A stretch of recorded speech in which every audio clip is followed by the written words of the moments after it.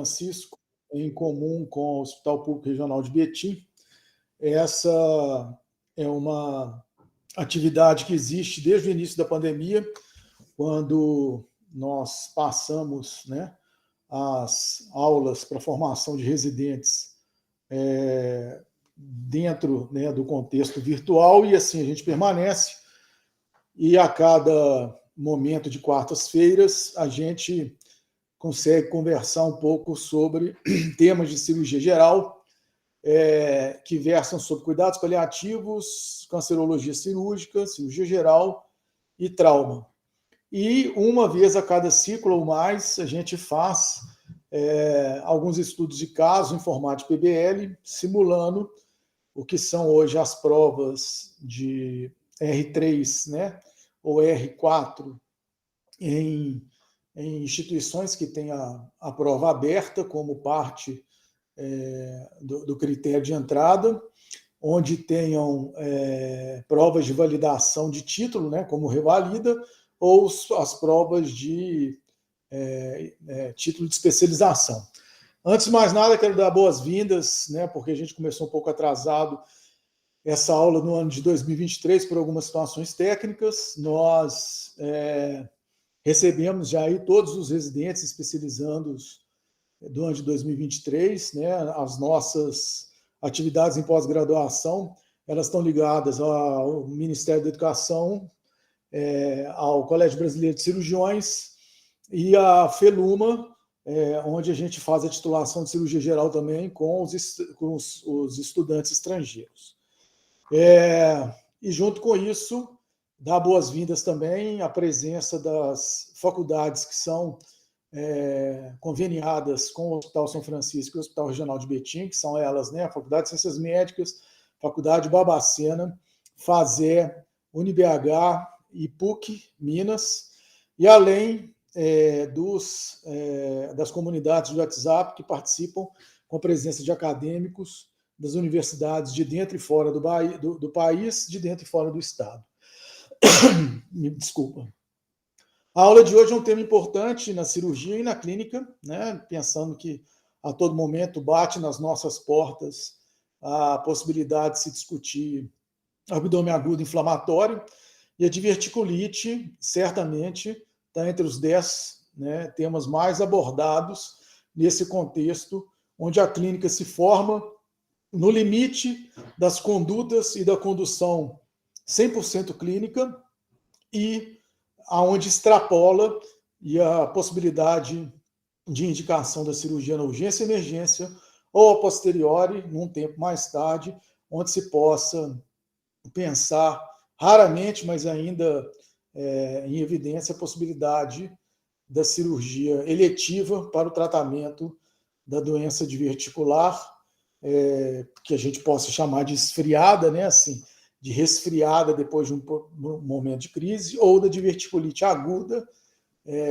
com vistas ao tratamento clínico ou cirúrgico. Para quem não nos conhece, nós fazemos essa aula sempre com a abertura de um espaço para os acadêmicos, e esses acadêmicos eles começam falando 3 minutos a respeito de um tema que é um artigo ou uma revisão em cima do tema da noite. Hoje, infelizmente, ninguém topou, e que depois eles são certificados, inclusive, com vistas a quem faz prova em Minas Gerais, a ter a declaração de instituição de ensino, que computa, me parece, 0,2 ou 0,4 pontos no PSU. E fiquem todos à vontade ao longo das próximas semanas de se candidatarem. O objetivo e o conflito de interesse aqui é 100% na possibilidade da construção de saber.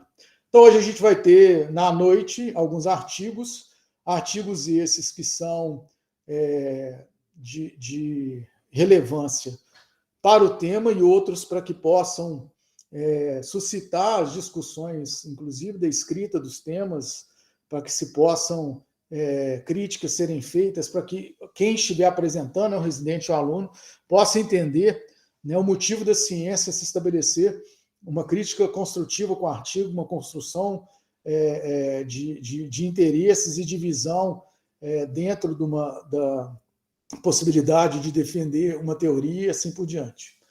Então, para o tema da noite, nós teremos aí a presença de alguns artigos, são no total de 5, com fechamento de um artigo que foi até o próprio Pedro que indicou para a gente. E o primeiro artigo ele vai ser apresentado pelo Carlos, que é R2 do Hospital São Francisco, do Programa para Estrangeiros. E antes de começar, eu quero pedir que todos possam me mandar depois no Zap, né, a foto da primeira página de apresentação, onde constem aí os todos chefes e assim por diante, a gente possa divulgar isso dos meios e vocês possam também divulgar, por gentileza, em todas as redes sociais, para a gente engrandecer ainda mais nossa aula. Carlos, você me escuta aí? Escutando, chefe. Tudo certo aí para começar? Certinho. Vamos lá. Beleza. 5 minutos. Estou compartilhando aqui, só um minutinho.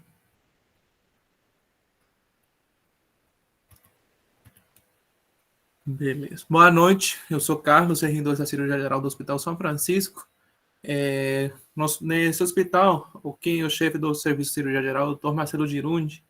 Como coordenador da residência, temos o Dr. Rodrigo Faria. Como coordenador da Oncologia Cirúrgica, o Dr. Igor Michalik. E como orientador da aula, o Dr. Jairo Vallejo, que foi o meu orientador. Esse artigo é um artigo apresentado na Associação Americana de Gastroenterologia. Foi uma atualização no manejo clínico da diverticulite colônica. Dentro do abstract do artigo, resumindo um pouco, nos fala que a diverticulite colônica é uma doença gastrointestinal dolorosa e de repetição. Dentro dessa revisão, dentro desse artigo, a revisão foi feita sistemática por meta-análises, ensaios clínicos randomizados e estudos observacionais para desenvolver as 14 melhores práticas, que vou avançar um pouquinho mais na frente. Questiona também o uso de antibiótico, tá? O uso de colonoscopia, o uso de tomografia para avaliar a doença. Dentro das primeiras, a primeira prática, a melhor prática, fala que a tomografia computarizada confirma o diagnóstico de diverticulite em pacientes sem diagnóstico prévio confirmado. Então, a gente tem que fazer. Na segunda melhor prática, fala que a colonoscopia, depois de um episódio, depende da história do paciente. E sempre aconselhando a colonoscopia depois de uma diverticulite complicada. Porém, não tem que ser no depois imediato, tem que ser um pouco mais espaciado. A terceira prática, temos que a colonoscopia deveria ser adiada entre 6 a 8 semanas, ou quando os sintomas tiverem uma resolução, o que for mais demorado daqueles dois. A quarta prática, nos pacientes que têm diverticulite com sintomas crônicos, a inflamação deve ser excluída, tá? E devem ter imagens endoscópicas digestivas baixas. E se não houver evidência de diverticulite, deveria ser tratada adequadamente. A recomendação para os pacientes é uma dieta clara na fase aguda, tá? Uma dieta líquida clara na fase aguda, tá? E essa dieta deve ir progredindo conforme as melhoras clínicas. A questão de utilizar ou não antibiótico. Foi optado nesse artigo que rotineiramente só utilizar em pacientes imunocomprometidos, tá? Em pacientes imunocompetentes não é necessário utilizar. É uma mistura entre o sexto e sétimo prática, a melhor prática, tá?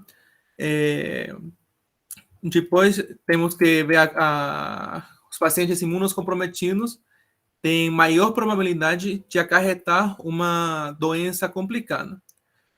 No nono melhor prática, para reduzir o risco de recorrência, o paciente deve ter uma dieta de alta qualidade, cheia em fibra, evitando sementes de pequeno tamanho. Um paciente deve manter um índice de massa corpórea normal, fisicamente ativos e não fumar. E paciente deve evitar utilizar AINES, exceto a aspirina, ou AS, que poderia ser prescrita para prevenção secundária de doença cardiovascular. Temos que lembrar também para os pacientes que 50% do risco de diverticulite é atribuível a fatores genéticos ou familiares. Dos pacientes que Medicação que o paciente não poderia usar seria mesalazina, probióticos ou rifamicina, para prevenir diverticulite recorrente.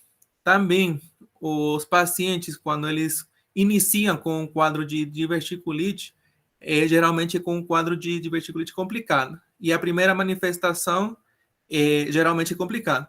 E a complicação delas vai diminuindo com o tempo, com o percorrer dos episódios. Para avaliar uma ressecção segmentar, não é aconselhado manter uma relação com o número de episódios de diverticulite. Então, não significa que há mais episódios de diverticulite, maior indicada a cirurgia. E para ver, finalmente, se o paciente é ou não candidato a uma ressecção, a gente tem que avaliar o paciente personalizado, tem uma escolha personalizada, com avaliar a gravidade da doença, prever as preferências e valores do paciente, o risco-benefício, qualidade de vida no pós-operatório, tá? E lembrar o paciente, principalmente, que a cirurgia reduz o risco de diverticulite, mas não elimina a reincidência, tá? Além disso, os sintomas gastrointestinais colônicos nem sempre melhoram com a cirurgia. E basicamente seria isso. Essa aqui é a referência bibliográfica e muito obrigado. Carlos, muito bom, parabéns a sua apresentação. Por gentileza, já faz os seus comentários sobre crítica ao artigo e, em cima dele, né, o que você achou de interessante a proposta da doença diverticular e diverticulite. Realmente, a diverticulite, a gente, pelo menos eu não tinha muito conhecimento, tinha o conhecimento geral que eu tinha adquirido na faculdade, mas realmente o artigo foi muito bem explicado, foi realmente muito conciso, muito cheio de informação. Inclusive, quem tiver interesse de ler o artigo completo, pode me mandar mensagem que eu forneço para vocês. E, bom, realmente é um artigo muito, muito bom. E a doença diverticular é uma doença que a gente sempre tem que estar atento, estar ciente do quadro e sempre ter o diagnóstico na cabeça, se caso algum paciente concorrer com o quadro.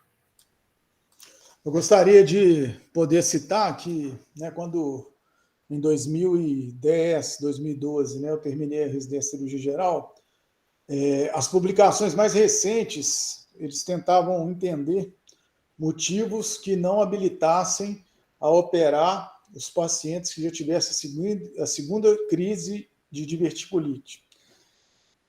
Hoje, né, eles evoluíram depois disso a poder pensar em 5 episódios, numa estatística que talvez a partir da quinta crise o quadro piorasse muito e pudesse evoluir para um abdômen agudo inflamatório infectado e uma sepse.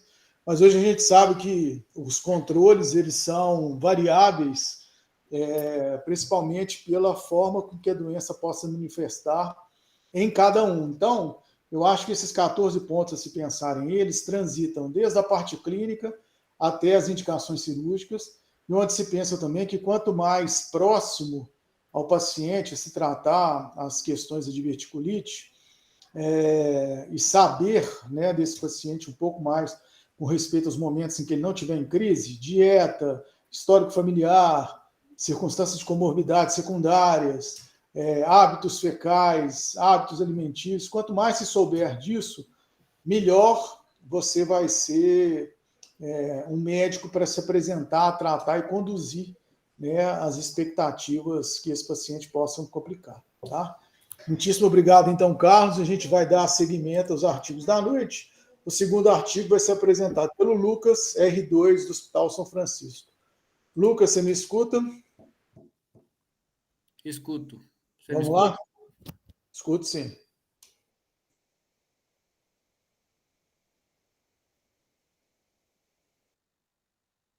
Um segundo.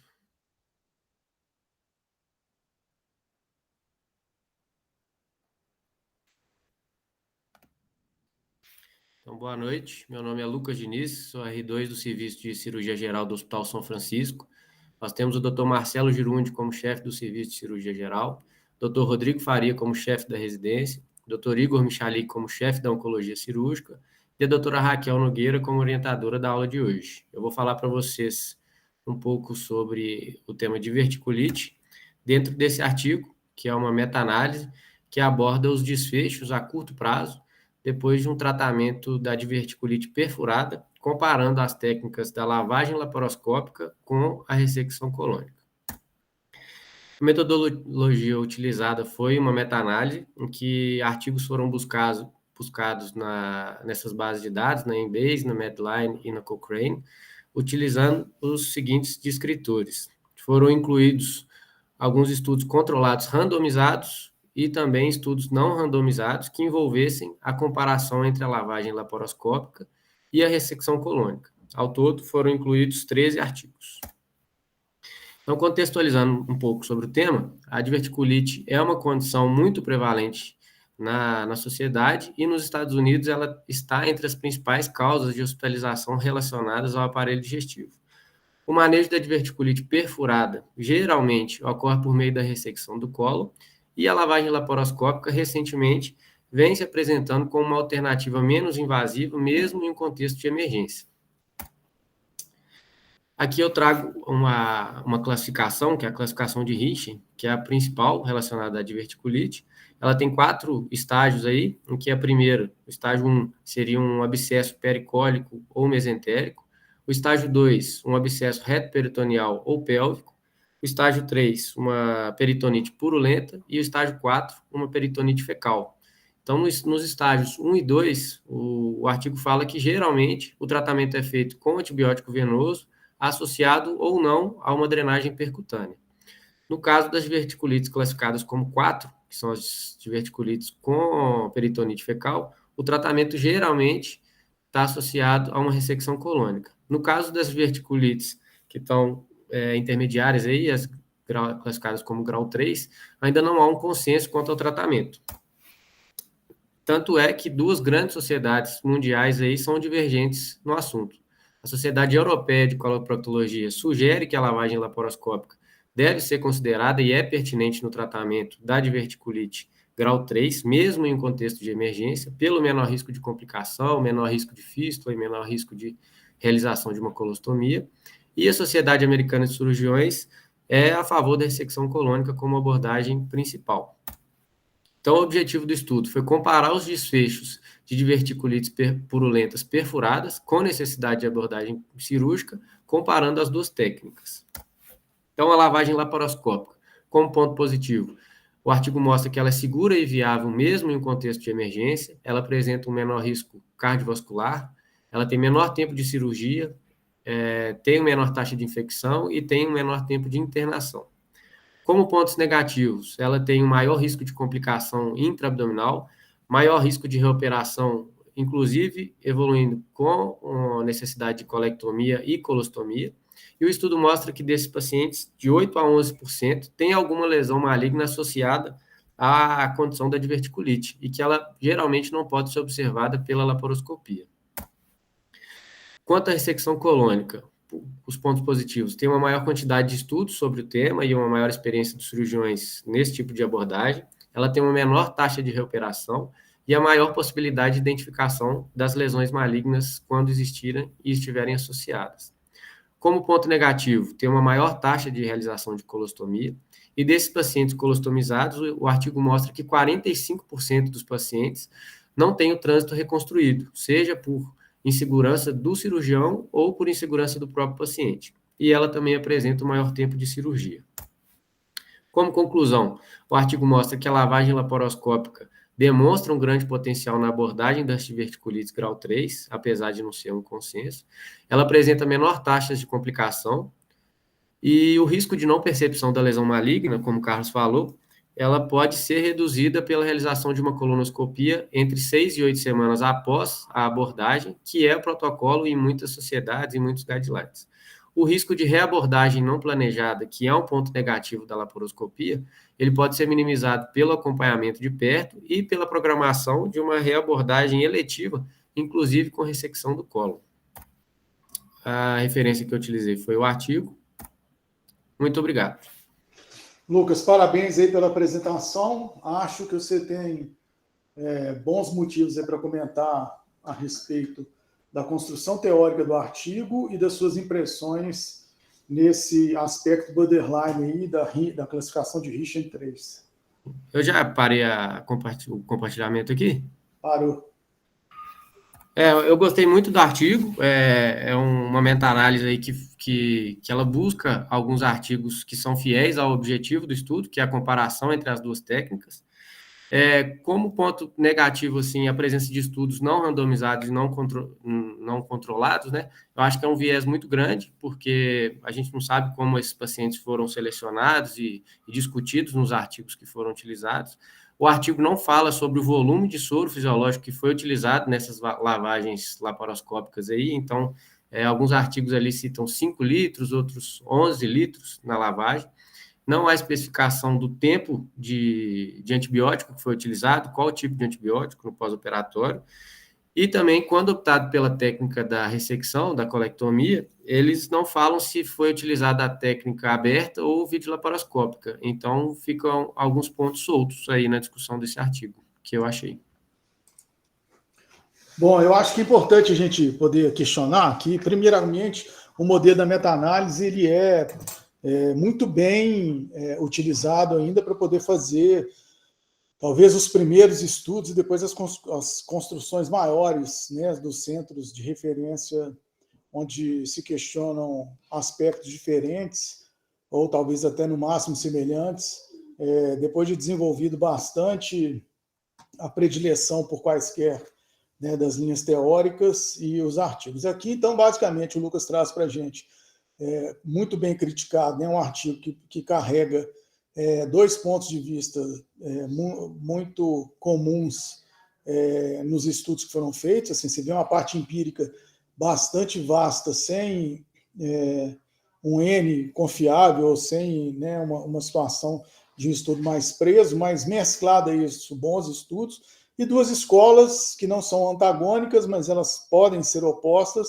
no pensamento do que é uma circunstância bem limite, bem borderline, no tratamento com as diverticulites. Ou seja, desde que a gente trabalha com a classificação de Rinchen, né, Rinchen 1 e 2, a gente já tem muito claro que o sucesso junto à clínica e a forma de se pensar a condição conservadora, ela, para os 2 braços da pesquisa, deixou muito à vontade, né, em não se discutir.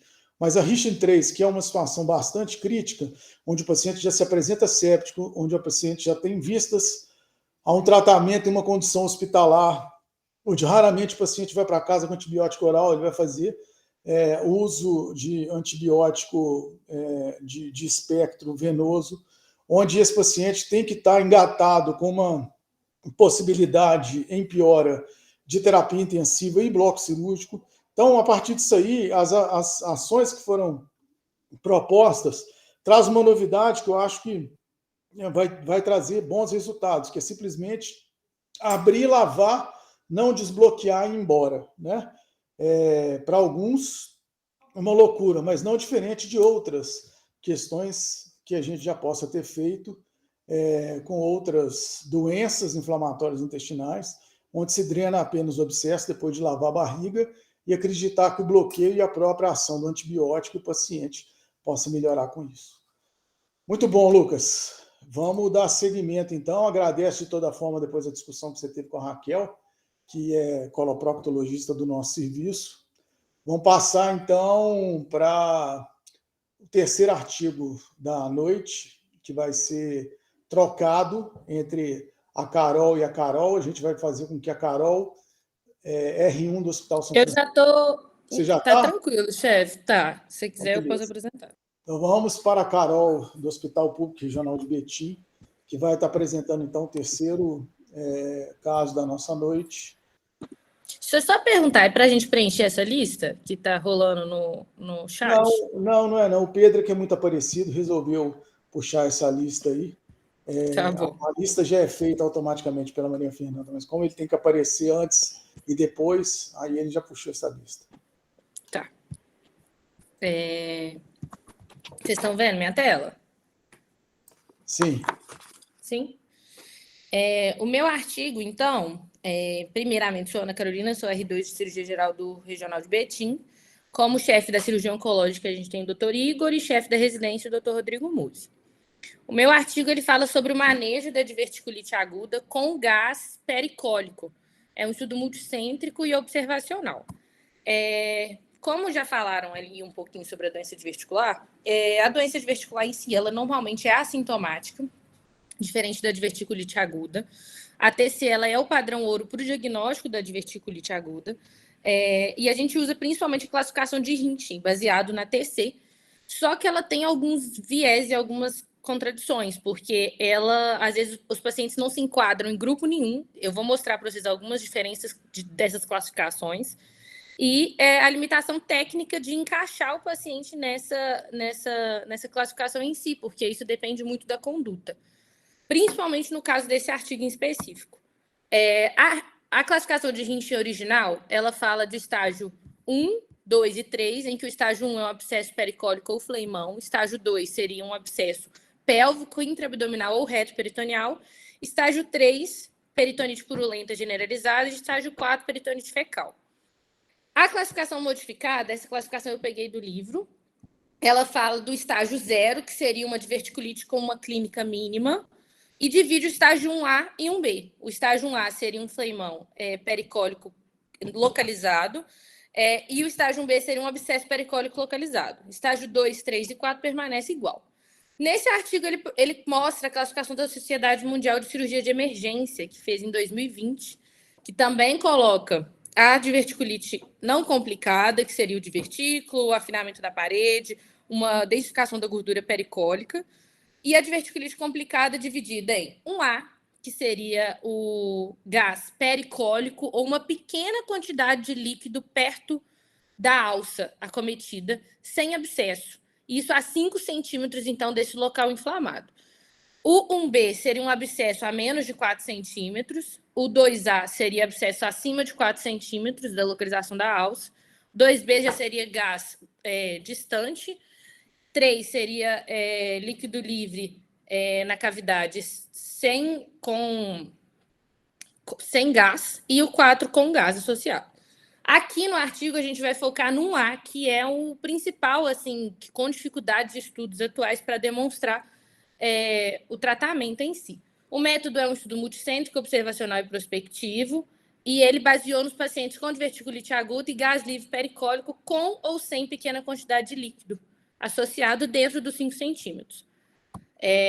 Aqui é só para mostrar uma tomografia mostrando apenas o gás pericólico e na B mostrando uma pequena quantidade de líquido pericólico também. Classificaria esse paciente como 1A. Eles utilizaram dados dos pacientes em específico e dividiram em grupo de tratamento que foi feito operatório e não operatório.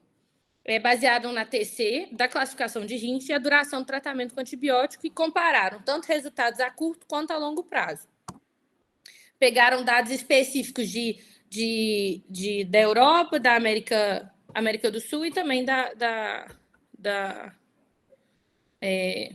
desses lugares marcados no mapa em si. Agora eu vou apresentar umas tabelas do artigo, mas que eu selecionei as principais informações em si.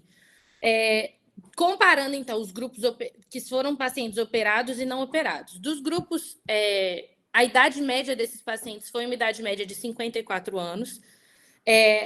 O sexo mais comum era em homens. Os pacientes que foram operados, a maioria deles teve relação com uma diverticulite prévia associada, que é o que está mostrando aqui, 53% dos pacientes do grupo operado. Não houve uma diferença de gênero ou de IMC nesses pacientes, mas teve essa associação, que os pacientes que foram tratamento operatório, eles tiveram mais cirurgias abdominais prévias ou tiveram mais episódios de diverticulite prévio do que os que foram feitos tratamento não operatório. Então, foram 1.099 pacientes, excluídos os que não tiveram um ano de acompanhamento, ou abscesso intraabdominal, ou AR que estivesse distante, e foi dividido em grupo operatório e não operatório. Dos pacientes que foi feito tratamento operatório, 22%, aproximadamente a mesma coisa, fizeram tanto a ressecção com anastomose primária ou o procedimento de Hartmann, 16% fizeram a lavagem e apenas 1,2% fizeram ostomia só. 58% foi casos abertos, 34% laparoscópicos e 8% por robô. Já dos pacientes que fizeram um tratamento conservador, que foi a maioria, 93% ficaram internados com tratamento com antibiótico venoso e 7% tratamento ambulatorial. Dos antibióticos, eles citam clavulina oral, o tazocin e algumas combinações de metro e outros antibióticos em si. Uma duração média de uso por 8 dias. A comparação do tratamento de cirurgia de emergência e uma cirurgia feita quando o tratamento conservador ele falha, o artigo ele demonstra que o tempo de internação foi maior naqueles pacientes que precisaram de uma cirurgia de emergência por causa da falha do tratamento conservador, porque, né, ele teve que fazer tratamento conservador e posterior fazer a cirurgia de emergência. E aqui mostra que a anastomose primária ela foi feita mais nos pacientes que fizeram cirurgia imediata do que nos pacientes, por exemplo, que foram operados depois de tentar um tratamento conservador. Nesses pacientes que fizeram cirurgia pós-falha do tratamento conservador, o procedimento de Hartmann foi mais realizado. E os fatores de risco para a falha do tratamento conservador, ele cita principalmente o que é o principal do artigo, na verdade, que é o líquido livre na cavidade demonstrado na TC. Na verdade, foi o único fator de risco que teve uma relevância estatística, né, que teve um odds ratio que teve relevância, que foi de 1,2 a 19,9 intervalo de confiança, e ele é o principal preditor para a falha do tratamento conservador em si. E a evolução dos pacientes? Os pacientes evoluíram uma taxa semelhante de readmissão em 6 meses. Aqui tem que olhar a porcentagem, que é de 6,7% e 7,6%. Então, os pacientes operados e não operados tiveram uma readmissão na urgência em 6 meses semelhante e também semelhante em mais ou menos 1 ano. Assim. Nenhum paciente que foi já feita a cirurgia precisou de fazer um outro procedimento depois. Só os pacientes que fizeram tratamento conservador que precisaram, às vezes, de uma drenagem percutânea em 6 meses ou uma cirurgia de emergência em si. A discussão, então, do objetivo desse artigo é mostrar que a maioria dos pacientes clinicamente estáveis com diverticulite aguda e o ar extraluminal pericólico, que é a classificação A, ele pode ser manejado com segurança de forma conservadora. Tem uma taxa de falha de 6,3% durante a admissão inicial e de 16% no primeiro ano de acompanhamento. Só que, quando tem a associação de ar pericólico com líquido livre na cavidade, a taxa de falha aumenta significativamente para 11,5%. Então, classificar de acordo com o Ritchie é o ideal e como ele utiliza aquela classificação de Ritchie da sociedade, recomenda o tratamento conservador primeiro com antibiótico nas classificações de 1A. Algumas pesquisas anteriores elas foram fracas devido ao pequeno tamanho da amostra, sempre falando da classificação de 1A em si. Por mais que a sociedade ela recomende o tratamento conservador, diretrizes da Sociedade Americana de Cirurgiões ou outras demonstram que sempre que tivesse ar livre, seria indicada, às vezes, a cirurgia. E a falha, principalmente, seria associada ao líquido livre. Só que o ideal, demonstrando como conclusão, é que, na ausência de instabilidade hemodinâmica do paciente, a cirurgia imediata ela deve ser evitada, assim, demonstrado pela porcentagem nesse artigo em específico, principalmente por causa da alta taxa de ostomia e de morbidade. E o tratamento conservador com a cirurgia pós-operatória do paciente que complicou porque não conseguiu fazer o tratamento conservador e precisou de ser operado, o risco de Hartmann ou até do que foi feito, a morbidade e do pós-operatório foi parecido com os pacientes que foram operados na urgência. Então, sempre possivelmente tentar fazer o tratamento conservador antes de operar nos pacientes que têm estabilidade hemodinâmica para isso. Esse foi o artigo e essa foi a conclusão. Obrigada. Carol, parabéns aí pela apresentação, acho muito clara, né? Um viés bastante interessante de comparação. Você bancou o artigo em tentar conversar com os dois lados. Então, agora eu quero a sua opinião, né? Agora você colocar os dois, né?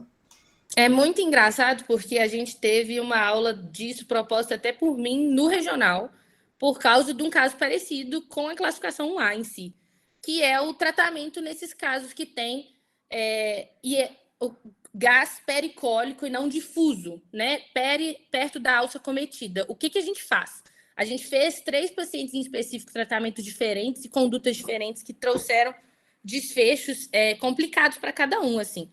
O que eu concluí que não tem tanta coisa específica, os estudos ele não tem uma amostra muito grande, não são... Esse estudo em específico, por exemplo, ele é um estudo que não foi randomizado, é um estudo que ele pode ter tido uma classificação de Rinchen errada, alguns pacientes podem não ter sido classificados como Rinchen 1A, se não tivessem visto, por exemplo, o ar pericólico em si. Então, é uma coisa que ainda não tem uma definição tão clara do tratamento, mas o que eu percebi, tanto por ele quanto pelo UpToDate em si, é que tentar o tratamento conservador nesses pacientes que não têm um líquido livre na cavidade, tem um ar pericólico localizado, um pouco de líquido livre só localizado perialça acometida, seria o ideal. E se esses pacientes possivelmente forem para a cirurgia depois, a morbimortalidade, pelo que está demonstrando na maioria dos locais, seria parecida. Então, o tratamento conservador é uma tentativa super válida e é o que está dando mais certo, assim. Carol, eu queria colocar a lenha na fogueira pela seguinte situação, né? Assim, um convite a se pensar. Quando você começa a fazer um viés de um tratamento 100% conservador, depois minimamente invasivo, depois cirúrgico de fato, significa que em 3 fases distintas, se você fizer a melhor opção, você vai ter um desfecho mais favorável para o paciente. Então, em algum momento, quando você descreve um protocolo, você tem 2 objetivos. Você fazer com que as condutas sejam alinhadas não só com e por você e o paciente, né, pelo serviço, e, principalmente, que você possa identificar quais são os pontos críticos de erro que existam em que você possa depois melhorar o serviço e oferecer uma entrega melhor no tratamento, no que possa ser paciente. Então, basicamente, o protocolo ele te coloca dessas 2 coisas. Então, você passou o plantão, alguém olhou o paciente para você, a conduta continua sendo a mesma, ou se teve alguma coisa errada, você tem como debruçar ali e tentar correr atrás do que possa ser. Uhum. Isso, né, são as questões mais no limite assim, do protocolo. E fora isso, você define muito bem, Rinchen 1 e 2, tratamento clínico. Só que daquele 2 para 3, até que momento que eu vou entrar no 3 e vou definir como um tratamento minimamente invasivo ou ainda clínico? Até que ponto eu fazendo minimamente invasivo eu não tenho segurança para começar a fazer alguma coisa que seja mais agressivo, numa situação de abrir a cavidade ou então de entrar por laparoscopia e fazer, né, uma higienização maior, assim por diante. Esses pontos críticos, o protocolo ele tem uma sombra em cima dele. Mas o volume, né, que você possa ter, a oportunidade como você teve de 3 casos, você já poder tirar algumas conclusões, faz com que a medicina baseada em evidências torne você alguém que vai ter na sua cabeça, para além do protocolo, alguns gatilhos que vão chegar e falar assim, olha, até aqui dá para ir, e ir mudando de fase no joguinho. Só que é o seguinte, o grande desafio disso tudo, assim, a grande discussão que eu acho que tem que existir, parte por uma coisa que você falou. Alguns estudos mostram que o fracasso do tratamento de 1 a 4 na diverticulite pode ser por uma falta de uma classificação ou de uma falta de tranquilidade em se estabelecer o diagnóstico que enquadre ali em Rinchen 1, 2, 3 ou 4. Primeiro, ou pelo despreparo médico, ou pela insegurança médica. Segundo, ou pela discussão pobre do caso, assim, uma imagem ruim, uma situação em que alguma coisa passou batida, eu não consegui passar adiante no plantão, na sucessão do tratamento. E terceiro, né, assim, eu vou ficar perguntando lá no final o que veio primeiro, o ovo ou a galinha, né? Assim, o tratamento deu errado, eu tive que operar porque eu estadiei mal ou eu estadiei muito bem e o caso estava ruim de fato e evoluiu para isso. Então, cai cada vez mais no marco zero disso tudo. Então, a criação dos protocolos é a partir de uma estatística, de uma medicina baseada em evidências, A medicina baseada em evidências, ela te coloca os protocolos, mas ela não te trata as zonas sombrias do protocolo. As zonas sombrias do protocolo, elas vão existir numa estatística que faz parte da curva de Gauss. E aí, no momento em que você tem essa incidência maior, né, dessas questões, e você vai questionar sempre a parte sombria do protocolo, você não tem garantia nenhuma de que realmente foi a sombra do protocolo que deu errado, entendeu? Então, o que eu acho que é importante? Primeiro, se é uma doença a ser tratada por mais de uma especialidade médica, que a multidisciplinaridade se faça nas discussões. É importante que o laudo da tomografia seja discutido por todo mundo e que as observações da medicina de imagem cheguem na equipe inteira.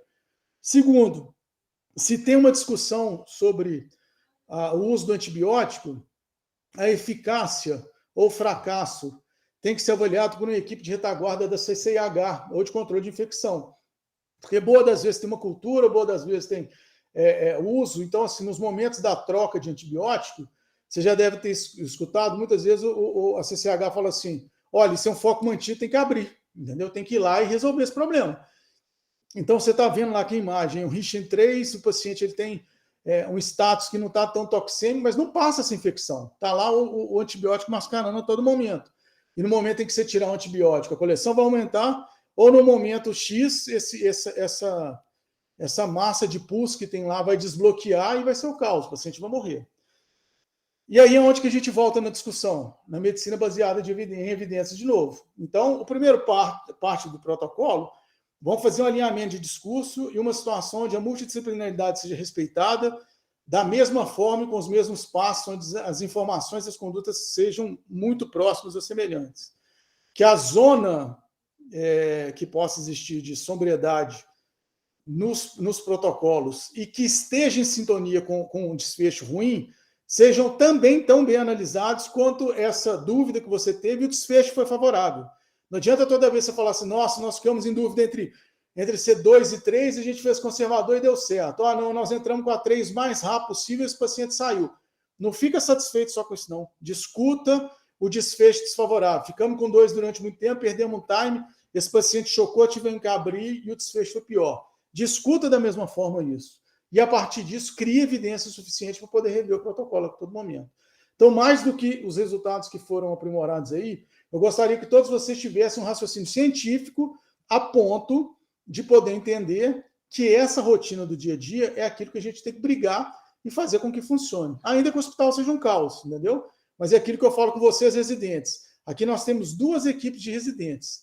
E equipes que não quer dizer que vocês vieram aqui para arrumar casamento, pelo contrário. Vocês vieram aqui para fazer uma residência médica e se vier a ganhar amizade e casamento, ótimo. Mas essa situação ela tem que ser parceira porque o objeto de entrega é um objeto que é um paciente. Você tem que chegar lá e fazer com que o paciente ele saia do hospital com o melhor serviço prestado e que o outro que venha seja ainda melhor. E que o outro que venha com um contexto crítico de mais dúvidas seja mais discutido ainda. Entendeu? Então, acho que o principal desse artigo é muito mais a discussão do caráter científico e da construção do que somente os resultados, mas entender como é que funciona o protocolo. Tá bom? Bom, vamos dar continuidade. Agora sim a gente passa para o outro artigo da outra Carol, que é R1 do Hospital São Francisco, e vai falar sobre o penúltimo artigo da noite, com mais 5 minutos. Carol, você me escuta? Boa noite, doutor Igor, tudo jóia? Tudo bom? Vamos lá? Vamos, deixa eu só colocar aqui.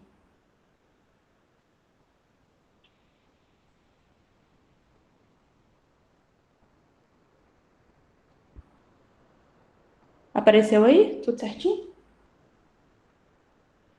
Beleza, tudo certo. Tá. Boa noite, meu nome é Caroline, sou R1 da Cirurgia Geral do Hospital São Francisco de Assis. Como chefe da equipe da Cirurgia Geral, a gente tem o Dr. Marcelo Girundi. Como coordenador do programa da residência, tem o Dr. Rodrigo Faria. E o chefe da Oncologia Cirúrgica do serviço é o Dr. Igor Michalik. E o orientador de hoje foi o Dr. Jairo. Eu fiquei responsável por falar de um artigo, de um relato de caso, né, que fala da ingestão acidental de um palito de dente, que levou à perfuração do sigmoide diverticulite, mimetizando uma diverticulite colônica aguda. Isso foi um relato de caso e uma revisão da literatura. Ele foi publicado no Jornal Internacional de Cirurgia no ano de 2023. O caso começa com a identificação do paciente, um homem branco de 72 anos, hipertenso, com histórico de diverticulose colônica e relato de uma apendicectomia. De social, ele usava dentaduras e tinha um passado de tabagista. Ele chegou no pronto atendimento queixando de uma dor abdominal inespecífica associada a náuseas, vômitos e febre. No exame físico, ele apresentava uma distensão abdominal, uma dor, principalmente no quadrante superior esquerdo, associada a uma defesa muscular. Nos exames laboratoriais, o PCR veio com resultado de 90,5 e ele apresentava uma leucocitose neutrofílica. Associado a esses exames, foram solicitados exames de imagem e, por fim, solicitaram uma tomografia, onde veio como resultado, circulado aqui de vermelho, a presença de uma diverticulose colônica associada à presença de um abscesso pericólico, e com isso veio a suspeita de perfuração do sigmoide. Aí foi indicado a laparoscopia diagnóstica, onde foi feita a exploração da cavidade e foi evidenciada um palito de dente perfurando o sigmoide. A abordagem cirúrgica foi uma sigmoidectomia laparoscópica. Eles fizeram uma anastomose terminal coloretal. Foi feito também uma omerctomia protetora. Optaram também por deixar uma ileostomia protetora. Eles fizeram lavagem da cavidade e aspiração peritoneal. Eles deixaram também um dreno perianastomótico para ir acompanhando, né, o fechamento da anastomose que eles fizeram. Foi retirado 10 centímetros de sigmoide com cólon perfurado e o divertículo também perfurado. Tiraram uma média de 15 por 9 centímetros de aumento que estava coberto com fibrina. No exame histológico dessa peça, veio uma descontinuidade da mucosa, presença de infiltrado inflamatório associado a um abscesso na parede colônica. No manejo do caso clínico, eles optaram por usar amoxicilina com clavulanato por 5 dias, associado ao metronidazol, também por 5 dias, e fizeram uso da enoxaparina subcutânea por 21 dias. O pós-operatório desse paciente foi sem intercorrências, teve melhora nos exames laboratoriais, removeram o dreno no 5º dia pós-operatório, e durante a investigação mais detalhada na conversa, o paciente relatou a injeção de um palito de dente 2 semanas antes do início dos sintomas. Ele teve alta no 6º dia pós-operatório e 3 meses depois do procedimento, eles fizeram um fechamento da ileostomia em alça. Esse artigo traz como discussão que a ingesta de corpo estranho é um problema muito comum que aparece no dia a dia, né, nos serviços de urgência e emergência, e a apresentação tardia da presença desse corpo estranho pode gerar uma perfuração.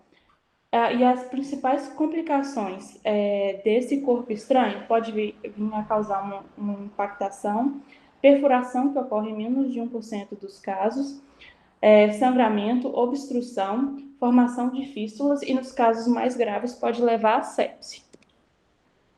O artigo também fala que os principais locais de perfuração são o duodeno, o estômago, intestino delgado e o cólon sigmoide, principalmente nas áreas perto de regiões que têm a presença de algum esfíncter.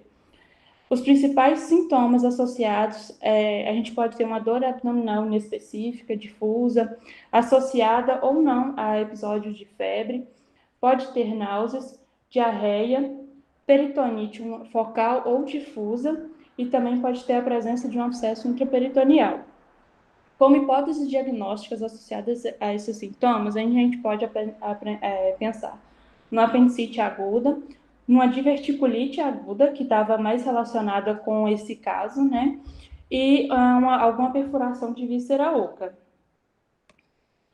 Nos exames diagnósticos, eles ressaltaram a importância da tomografia, que ter uma maior sensibilidade em identificar o local da perfuração e a presença de um pneumoperitônio ou não. Avalia melhor a extensão da inflamação intraabdominal e a presença ou não do abscesso. E para concluir, o artigo fala que a injeção de corpos estranhos, em raros casos, pode levar a um quadro de abdômen agudo. A ingesta de palitos de dente é bem raro de acontecer. Esses corpos estranhos pode causar uma lesão gastrointestinal, que nos casos graves levam a episódio de peritonite, sepse, que podem evoluir com a morte do paciente. Os exames de imagem, como a tomografia, são bem indicados. Pode-se realizar também uma endoscopia, dependendo de onde for a queixa do paciente. E a laparoscopia, e temos a laparoscopia também. A cirurgia é obrigatória em casos de perfuração gastrointestinal com repercussão. Aqui são as referências e obrigada pela atenção. Carol, muito boa apresentação. Já faça os comentários aí, por gentileza. Esse artigo eu discuti com o Dr. Jairo, né? Em questão, a técnica cirúrgica apresentada pelo artigo foi uma técnica bem feita. O Jairo também optaria por fazer essa cirurgia. A questão da ileostomia protetora, se o paciente estivesse estável, dependendo do quadro dele, poderia ter sido evitada, né, dependendo do estado do paciente. E também uma questão que chamou a atenção foi o uso do antibiótico, né? A gente, em vez de usar amoxicilina com clavulanato, a gente poderia optar pela ceftriaxona junto com metronidazol. E outra coisa que chamou a atenção foi essa ingesta de palito de dente, uma coisa tão comum que a gente volta e meia está associado com muitos petiscos e tudo, e que a gente tem que tomar cuidado, né? E isso ocorre muito nos extremos da idade, em crianças e pessoas mais idosas. Uma coisa que eu quero dizer, Carol, assim, talvez pelo artigo, fala que é uma situação rara, porque, né, as outras condições onde se ensejam países mais evoluídos que o nosso, as pessoas têm dente. Mas quem trabalha no pronto-socorro sabe, né, assim, já viu bastante, onde você tem lá aquele quadro que você fala dos locais onde é mais comum impactar, né? Então, o corpo estranho, palito, ele é muito comum, porque no Brasil a gente tem petisco com palito e a gente tem palito de dente disponível. Então, a pessoa costuma de pôr o palito de dente na boca, coloca o pé, ou petisca com palito, ou palita os dentes, coisa que nem sempre é comum em outros países, e a criança com tudo isso disponível. Então, quem trabalha em pronto-socorro, não é raro assistir. Você já sabendo disso, você tem até algumas situações que são características. O primeiro lugar que o palito impacta é na orofaringe, principalmente na transição, né, na hipofaringe. Depois, nas curvas do duodeno, ou seja, na segunda porção, onde faz a curva da primeira para a segunda, e da segunda para a porção, perdão, da primeira para a segunda, e da terceira para a quarta porção do duodeno, que são os mais comuns. No estômago, geralmente na parede anterior, e bloqueia no segmento 4, é muito comum isso, e por vezes no sigmoide, onde já tem a presença das fezes, que já não são mais estercadas, o bolo alimentar já é fecaloide, e que já tem uma consistência maior, e por ser o início de uma alça fixa,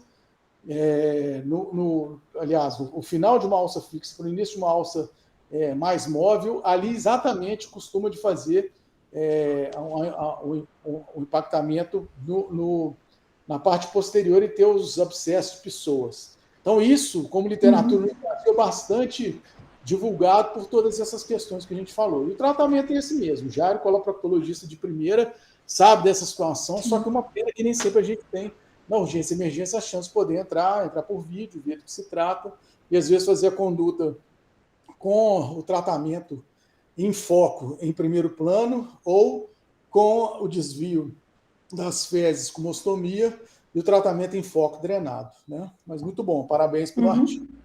Tá bom. E o final da noite né? agora a gente tem a cereja do bolo, né? O Pedro vai estar apresentando um artigo que ele trouxe das discussões que ele recebeu lá no Hospital João 23, e vai poder fazer talvez o fechamento, porque todos esses temas são amplamente tratados nas questões críticas no artigo que ele escolheu para a noite. Vamos lá, Pedrão?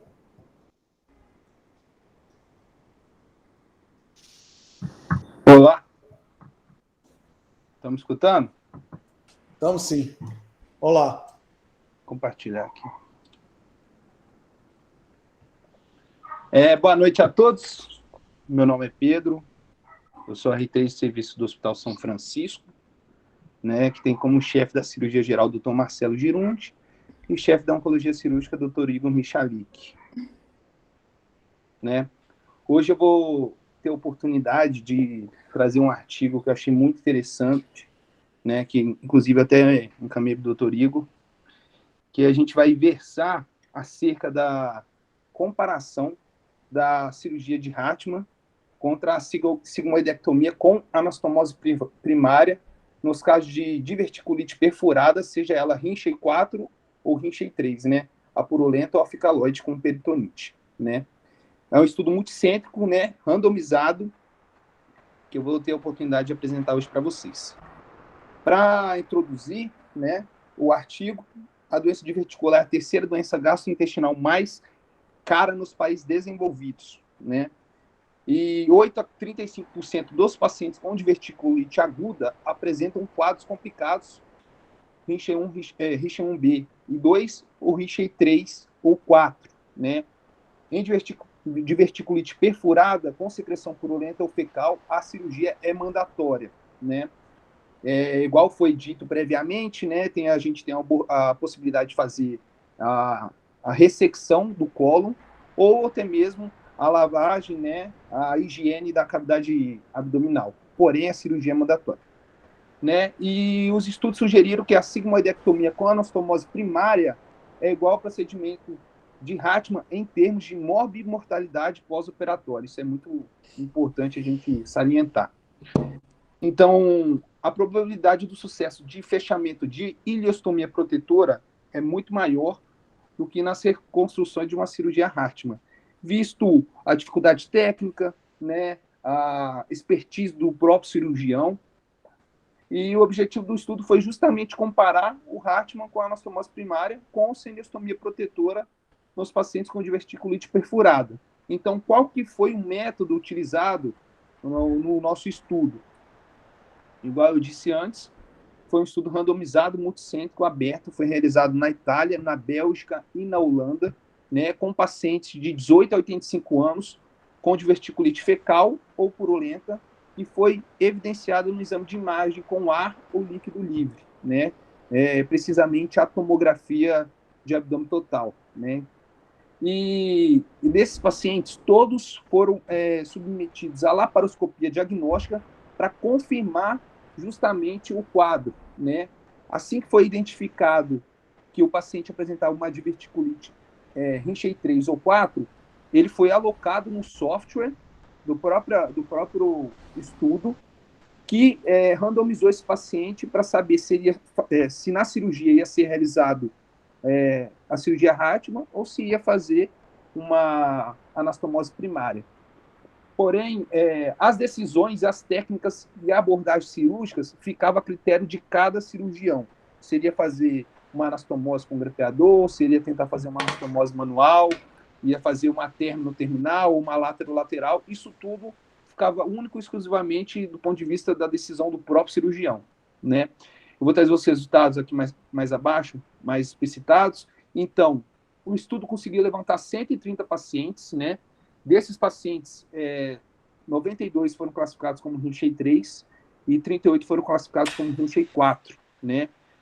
Desse total de pacientes, de 130, 66 pacientes foram realizados a cirurgia de Hartmann, sendo desses 46 na 3 e 20 na fase 4, e 64 pacientes foram realizados a anastomose primária, desses 46 também Rincha 3 e 18 na Rincha 4.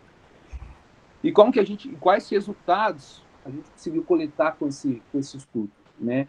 Nos 12 primeiros meses, a sobrevida foi melhor nos pacientes submetidos à anastomose primária em comparação com o Hartmann, visto a classificação de risco, né, o odds ratio, de 94% contra 71% daqueles que fizeram Hartmann. A gente olhando muito justamente a sobrevida, né, no caso a mortalidade, né? Então, não houve diferenças significativas após o procedimento inicial em comparação com o Hartmann ou anastomose primária.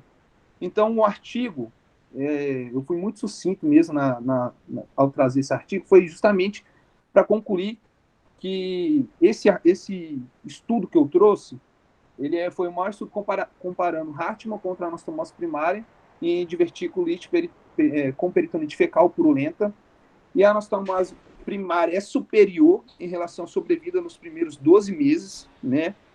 E principalmente em pacientes imunocompetentes, estáveis, a anastomose primária é superior à cirurgia de Hartmann.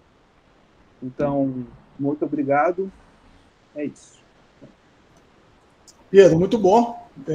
Gostei bastante do artigo, quero te agradecer.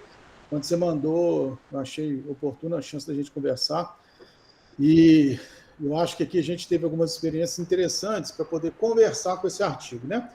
A estatística que você trouxe é muito interessante. Você vê o seguinte: nós começamos a falar aqui a respeito da doença que, em 2010, por exemplo, tem descrito no Sabeston que a gente tinha 2 crises e autorizava a chegar lá e fazer uma colectomia.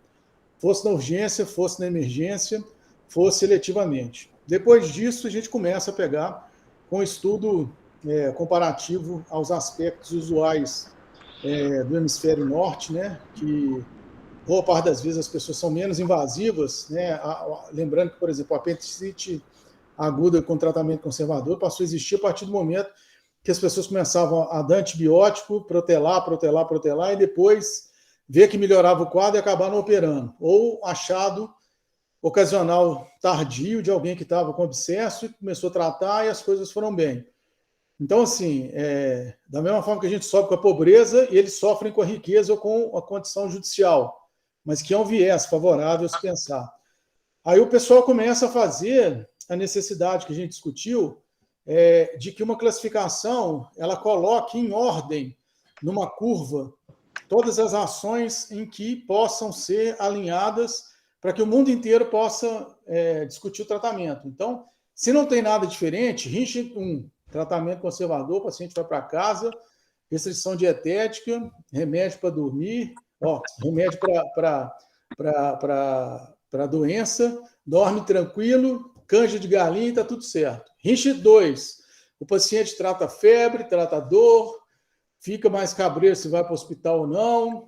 Rincha 3, vai para o hospital, trata com antibióticos, tem alta precoce ou fica um tempo mais. Rincha 4, caos, podendo ter que tratar com a cirurgia mais agressiva ou menos agressiva. Então, assim, 1, 2, 3, 4 ficou muito simples de você avaliar, e aí começa a dispersar as coisas que a gente conversou depois com a primeira Carol, onde a gente costura a necessidade de uma discussão mais profunda do tratamento da doença, não ser somente do cirurgião, porque eu sempre pego esse caso lá no final, né? Você pega esse caso lá na urgência e emergência, e esse cara já está acompanhando há muito mais tempo com outro médico, já com coloproctologista, já com gastroenterologista, com o que for. E aí você começa a tomar essas decisões e ter esse alinhamento, e aí a parte escura da coisa começa a ter problema, e as pessoas com a tecnologia melhor começam a entrar por vídeo, a discutir tratamento percutando o abscesso e assim por diante. E agora você me traz com esse artigo uma nova virada, uma nova experiência, uma nova proposta, onde se trata da doença com uma estatística muito interessante. Você vê que, assim, ele trata todas as coisas, mas fala assim, vamos falar só de Richin 3? E vamos falar só de Richin 4? E vamos falar só das coisas que são complicadas e de tudo que chega? E a estatística, o que foi que aumentou e melhorou a morbidade, a mortalidade, a situação nos 6 primeiros, 12 primeiros, a questão de se reconstruir, de não se reconstruir o trânsito, enfim. Né? Então, achei assim, bastante interessante. E para vocês verem que nós passamos aí, vamos colocar aqui 10 anos, 10 bons anos, em que a doença da diverticulite, né?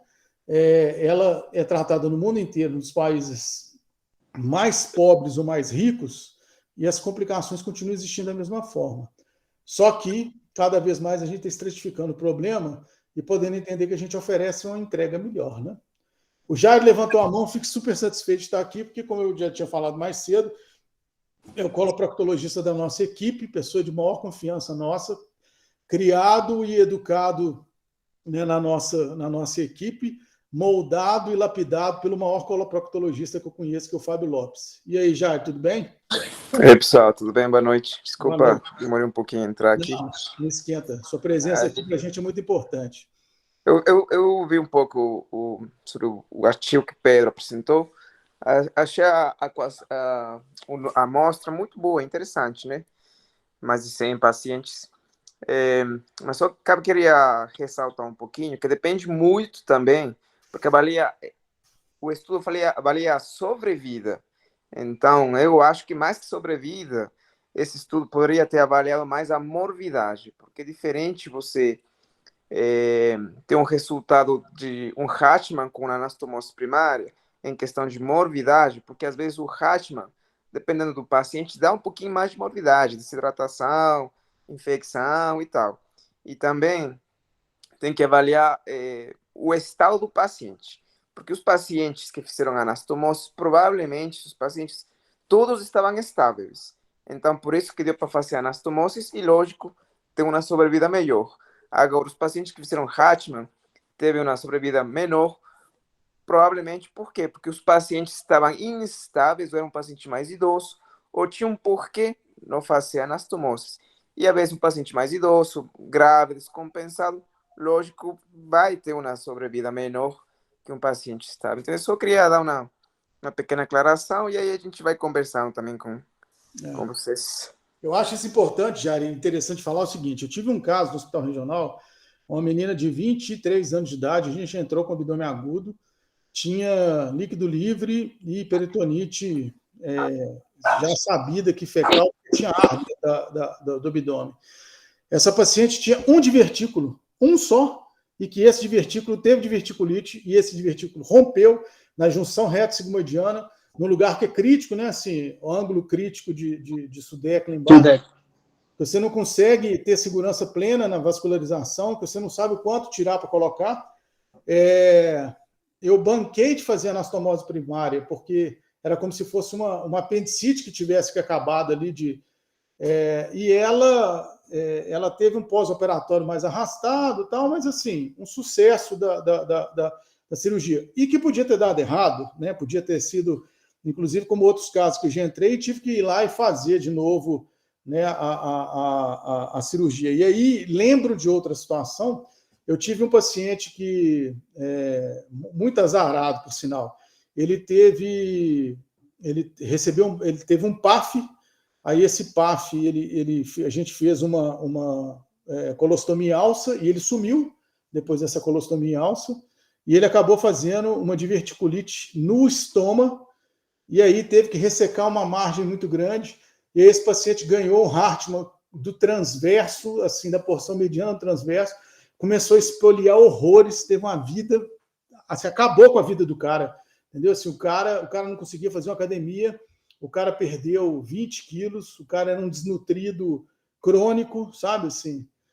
E, cara, é o que eu falo, assim, para a gente que está na urgência, a gente pega um contexto que talvez você trabalhou 10 anos com o paciente, fazendo manejo de fezes, fazendo alimentação adequada, contornando as crises de uma maneira possível, e que, de repente, uma ação de quem está ali, que é claro que tem que tirar o paciente da urgência para ele não morrer, você salva a vida do cara, mas piora a vida do cara, assim, esmagadoramente. O cara preferia conviver com a dor abdominal, conviver com essa chatice de ter que restrição para comida do que usar a bolsa de colostomia, e talvez vai ser aquele Hartmann num lugar que não dá para construir de uma forma fácil e assim por diante.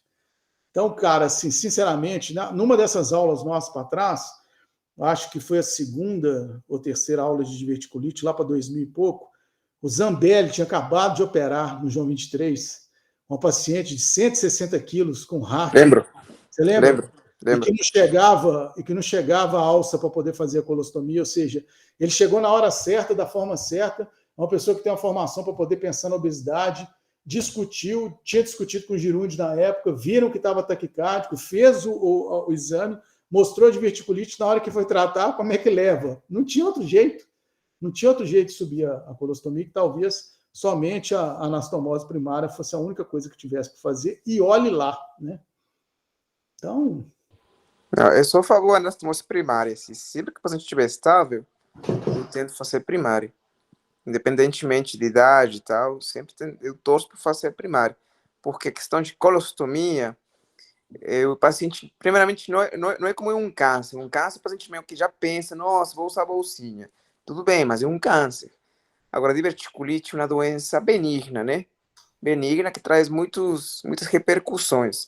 Então, eu sempre penso que a anastomose primária, eu sempre, vai entrar, pensa em anastomose primária. Não deu certo, beleza. Faça anastomose primária e deixa uma ileostomia, às vezes. Como foi o caso da Carol, né, do Corpo Estranho, que fez uma ileostomia e tal. Sim. Então, às vezes, é uma boa opção também. E o ilho consegue subir mais fácil que um descendente, um transverso. Então, às vezes, essa opção também é uma boa na hora que você se encontra aí com um caso que o paciente estiver estável, né? Se estiver instável, infelizmente, o Hartmann, que a gente brinca no meio, Hartmann salva vidas. Então, às vezes só tem outra opção. Salva a vida, mas você manda para o seu inimigo reconstruir, né? Porque realmente... Manda para a gente, né? Mas uma coisa que eu falo, Jair, que eu acho interessante é o seguinte, a grande vantagem da ileostomia também, que o ilho aceita qualquer coisa, né? Agora, o cólon também, depois que você isola ele, a hipotonia do cólon te dá muito mais chance de você tratar do que um cólon em atividade que está lá passando fezes ainda e que pode ter uma colite ali por causa do que foi feito, e o cólon em atividade você acaba tendo muito mais bloqueio, e aí para você levar aquilo lá para baixo já não é tão simples. Então, assim, na minha opinião, um quebra-cabeças, né? Bom, com certeza. Pessoal, alguém tem alguma questão? Alguém quer fazer alguma pergunta? Oi, Igor, queria comentar do próprio, da escolha do artigo, até mesmo porque resolvi trazer também para a gente poder desmistificar, do ponto de vista dos residentes, a questão da cavidade abdominal contaminada, né? A gente tem muito disso, principalmente era uma coisa que era muito engessada assim na minha cabeça, e com o tempo eu pude ter essa oportunidade de entender que não necessariamente uma cavidade abdominal contaminada, cheia de pus ou fezes, significa que a gente vai ter ou não fazer uma ostomia. Então, assim, trazer isso, principalmente para quem está no R1, no R2, para começar a gente conseguir abrir a cabeça, o leque, e não ficar somente com aquela visão de cabresto, assim, de cavalo mesmo. Então, assim, essa discussão é importante trazer, e principalmente ouvir as experiências, né? Entender que a gente vai ter situações nos quais, você acabou de citar da paciente de 160 quilos, que a gente vai ter que lançar a mão de alguma técnica e vai ter que ser esse ponto final. Pedro, isso é interessante falar, porque quando eu comecei a fazer geral, e na época eu ainda queria fazer coloproctologia, o pessoal fazia muito preparo de colo.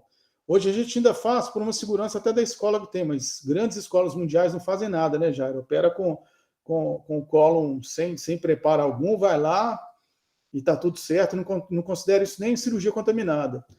Eu não me lembro a última vez que eu lavei uma cavidade operando, vocês já viram isso demais, pela insistência que eu tenho com os artigos e que a contaminação que a gente tem, basta você enxugar o lugar, que se você lavar, você vai espalhar.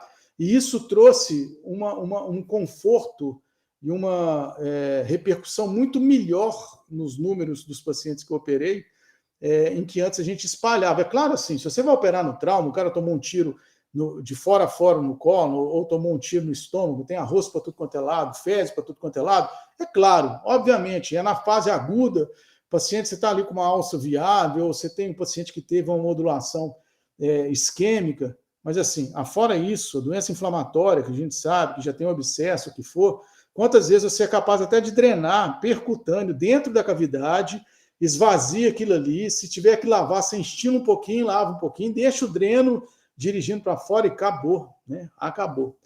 E é isso, assim, a experiência é ler artigo, discutir com quem tem mais experiência, né? O Jairo, em 1 ano, ele vai operar muito mais colo do que eu opero, então as novidades ele vai ter como discutir com os artigos e com as evidências mais do que eu possa ter, respeitar isso. E o que é principal, não inventar. Se você não sabe, quer fazer o que se fazia antes, e você está salvando o paciente, ok.